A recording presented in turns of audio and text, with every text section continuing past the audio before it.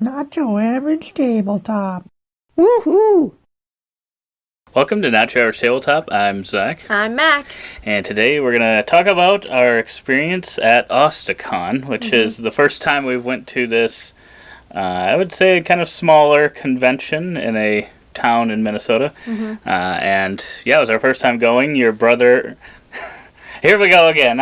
Because my brother and sister-in-law have gone to before and had invited us to.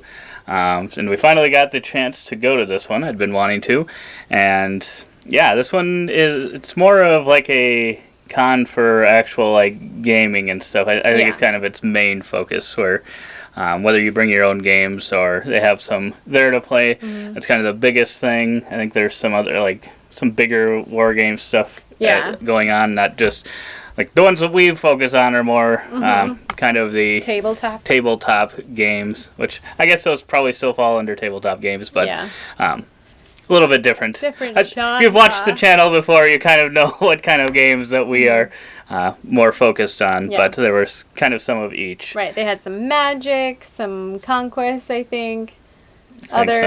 Warhammer. I don't know what all of them are, but I'm sure they had like all the big ones because they had RPGs. Tournaments for some of them. I think where they were giving away little plaques and stuff for the winners. So yeah, I don't know what all of them were, but they definitely were happening. Especially was it like the first and maybe second day, because it was a 2.5 day event, Friday through Sunday, and yeah, I guess we will just kind of talk about our thoughts on it, some pros and cons, and then we'll have a second video going out later this week where we talk about our games that we played there and kind of our thoughts on them. So if you want to check that out, subscribe and like the video, and then you'll hopefully see that video this Friday. Get that notification. So check that one out as well if you want to know more about our thoughts on the board games.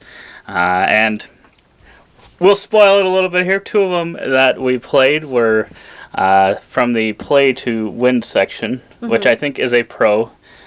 We haven't been to too many conventions, and I know it is a common thing in some of these conventions to have like a play to win section, but this was the first one that we'd gone to that had a play to win section, and we happened to play and win a couple of games, and that is Nun Attack and Roll Camera. So overall, I think that was a big pro to me. It depends.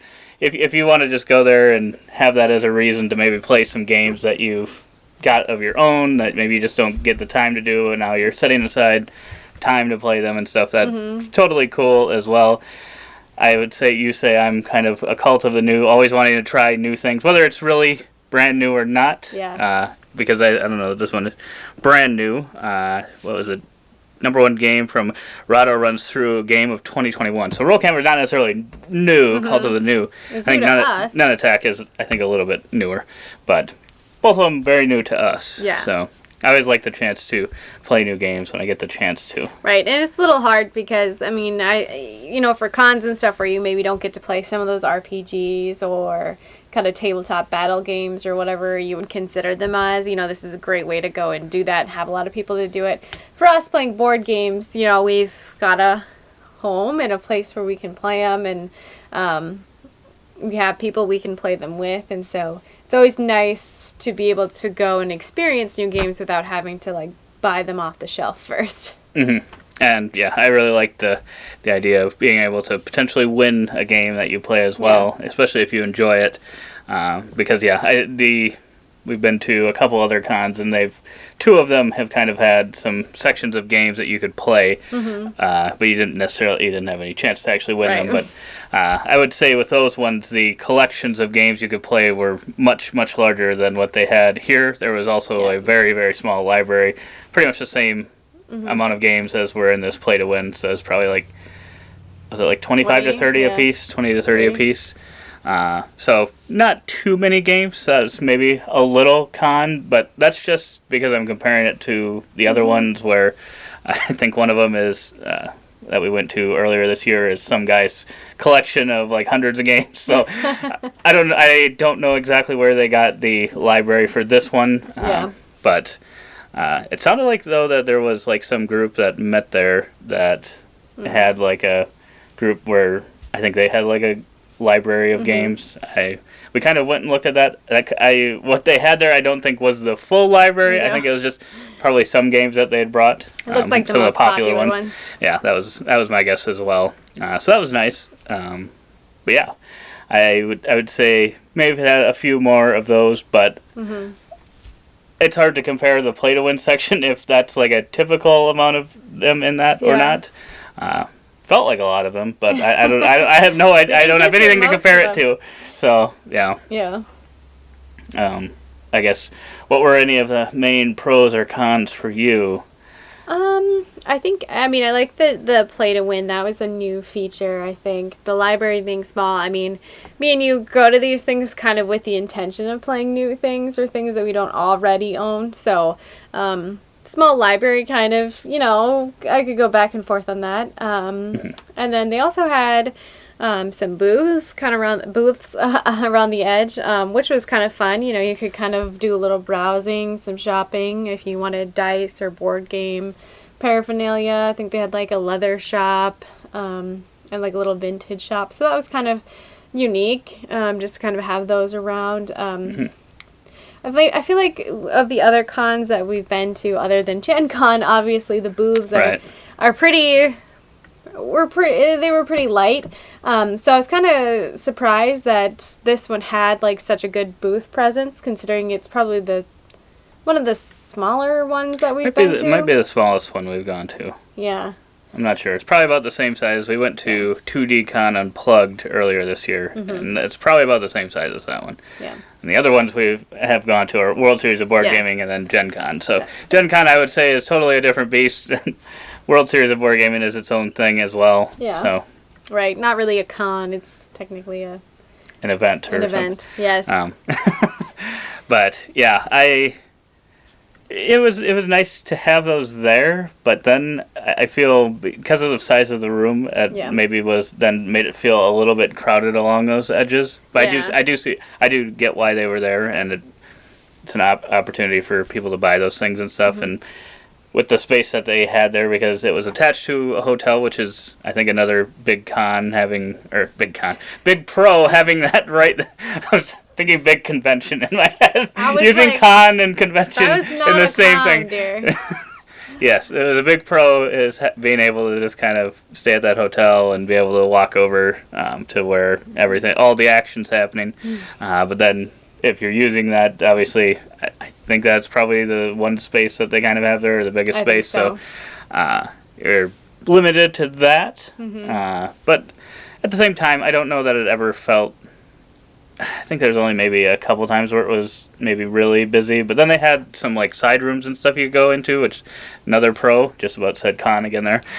But I think that was nice to kind of have some of those other rooms. But I think sometimes they had events going on there, so you kind of have to manage around that as well. That's the only thing, is it did feel like, it's a board game convention, but the focus of it is not board games. It's the tabletop RPG, like, battle games, I think, was really the focus, because that's what they had events. It's kind of the big events, yeah. Yeah, and so, like, they had, like, an open gaming area, but, like, out of 30 tables, like, 5 of them were open gaming. It might have been a few more and the rest were all event.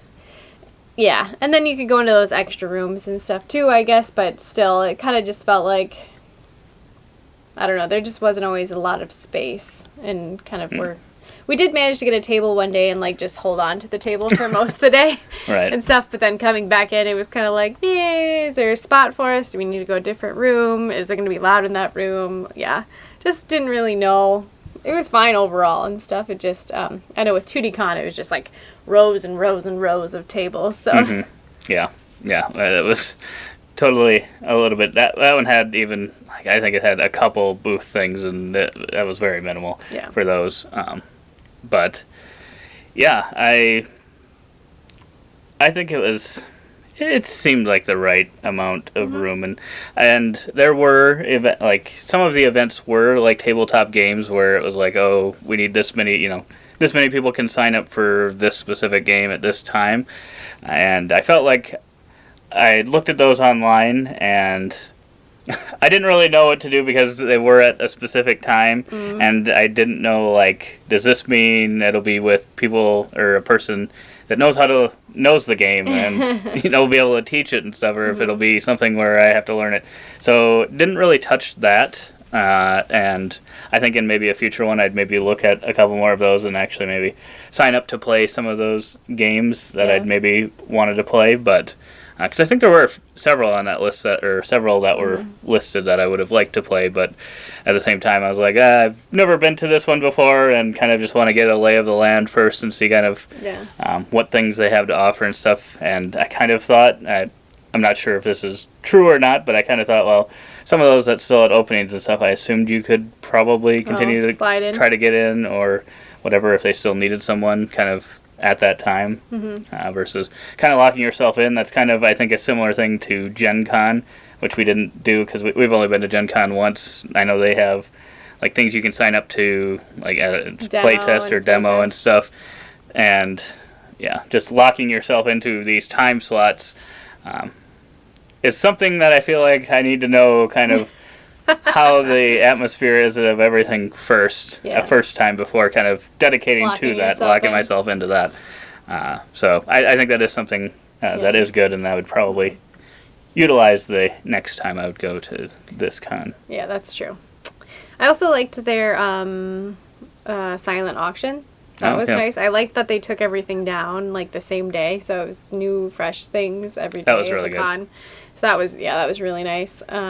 And then they had a great location. There was lots of food really close by and drivable. It's a smaller town in Minnesota, not like small town, but it had decent options. Things were open kind of later, which is nice when you're kind of bored gaming and not really sure when you're gonna be where or for how long. And the hotel was really nice. So all in all, I thought it was lots of pros. Yeah, I say the pros definitely outweighed any cons that there were, and all cons were maybe just nitpicky. So, yeah, I think it was a solid convention if you're from kind of the Minnesota area, or probably maybe, Southern Minnesota? Southern Minnesota, northern Iowa, maybe even... Maybe some Wisconsin? Western Wisconsin. To go to Austicon in Austin, Minnesota, I would recommend checking it out, especially if you do like to just game and do that kind of thing. If you want to go, if you're going to something to be like Gen Con and buy a bunch of games, probably would not recommend it for that. No. But otherwise, I think it's a nice, small, good-sized convention to be able to just play a bunch of games. And we were with my brother. You could just say we were with family. We were with family. The whole time, so we didn't really play any games with anyone else, but I guess I don't know how friendly the atmosphere would be if you try to get into games, but there were some people that kind of came and talked to us and stuff, so it seemed pretty friendly. I think you could probably get into games with some people if you wanted. Yeah, and they've got little signs that say, like, looking for players or whatever. And I always love that, that they've got those looking for players or, like, teacher wanted or something signs that, like, you can put up at the end of your table, so if you're looking for more players, kind of saying, hey, we're open to more players. You don't have to be afraid to approach us. Just come over and ask if you can play. Right. Yeah, I like those ones. It makes it a lot easier to approach. So much easier. Versus walking up to, you need any other players? Can I join you? At least with my personality. Maybe some people are totally fine with doing that, but it's very intimidating for me. But yeah, otherwise, overall, I think it was a great convention. I will likely go sometime in the future. Maybe not an every year kind of thing, but I think that's probably the case with most conventions. Probably still trying to figure out some convention I think could become like a yearly one, but I don't know that I've made that determination yet. We haven't been to too many. Spicy. We haven't been to very many yet. Yeah. So. Well, there's not a ton in our radius either. So. Right. Yeah. Let us know in the comments below if you are from maybe the Minnesota area, if you go to any other conventions kind of around the southern Minnesota area, or maybe even in the cities, Minneapolis, St. Paul cities. South Dakota, North let us know Wisconsin. If there's any solid, things that remind you of what we just talked about, other conventions like that. We'd love to hear about them. Let us know your thoughts on what you think makes for a pro or a con for a convention, what you look for, what you are like, I'd rather not have that in there. we'd love to hear those comments below. But otherwise, like I said, we will have another video coming out later this week talking about the games we played and what we thought of them. Yeah. So stay tuned. But otherwise, we hope to see you on that video. And as always, don't forget to keep on nibbling on our content.